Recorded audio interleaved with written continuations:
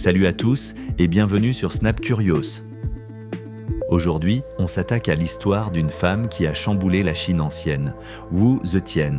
Seule femme à avoir régné en tant qu'impératrice dans l'histoire chinoise.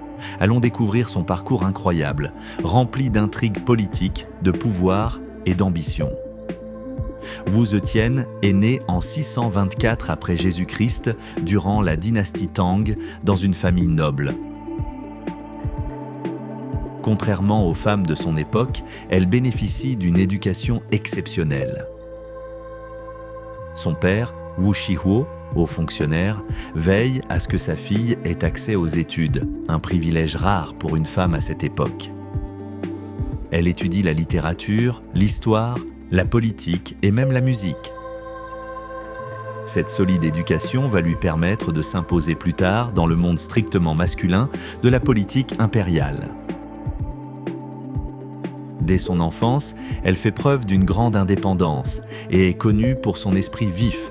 Elle n'hésite pas à discuter de politique avec les hommes de sa famille, ce qui était inouï pour une fille de son époque. À l'âge de 14 ans, elle entre à la cour de l'empereur Taizong en tant que concubine. Mais Wu ne se contente pas de rester dans l'ombre parmi les autres femmes.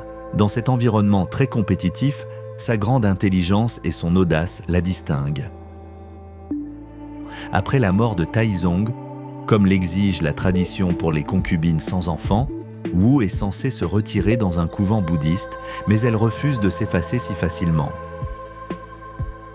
Lors d'une visite au couvent, elle parvient à attirer l'attention du fils de Taizong, le nouvel empereur Gaozong, et réussit à revenir à la cour.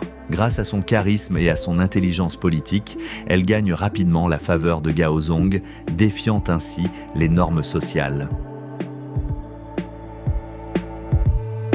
Une fois de retour à la cour, l'ascension de Wu Zetian est rapide, mais parfaitement calculée. Elle devient épouse de deuxième rang de Gaozong, mais ne tarde pas à se débarrasser de ses rivales. Elle accuse la femme de premier rang Wang d'avoir tué sa fille avec la complicité de la concubine Xiao. Probablement une fausse accusation, mais elle réussit à convaincre tout le monde. Cela lui permet de devenir première femme en 655. Cependant, son ambition ne s'arrête pas là.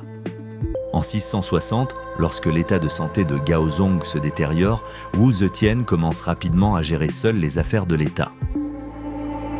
Elle prend progressivement le contrôle du pouvoir. Quand Gaozong meurt en 683, elle règne encore plus directement en manipulant ses fils. Son fils aîné, Zhongzong, tente de s'émanciper, mais elle le dépose rapidement et le fait remplacer par son deuxième fils, Ruizong, qui se montre plus obéissant. Toutefois, elle se débarrasse également de ce dernier et en 690, Wu Zetian franchit une étape historique en se proclamant impératrice à part entière, fondant ainsi la dynastie Zhou. C'est un moment sans précédent, car elle devient la seule femme de l'histoire chinoise à régner officiellement en tant qu'impératrice. Son règne est marqué par des réformes progressistes et des méthodes brutales. Elle étend les frontières de la Chine et réforme le système des examens impériaux, favorisant le mérite plutôt que l'hérédité. Sous son règne, le bouddhisme prospère, car elle en fait une religion d'État. Elle est aussi connue pour ses méthodes impitoyables. Si cela menace son autorité, Wu fait éliminer de nombreux ennemis, y compris des membres de sa famille et des fonctionnaires.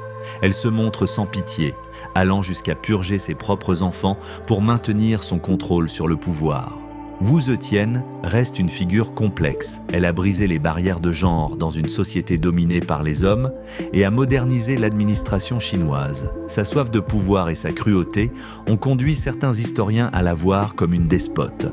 Après sa mort en 705, ses successeurs ont tenté d'effacer son nom des archives et de détruire ses statues, mais son impact est resté.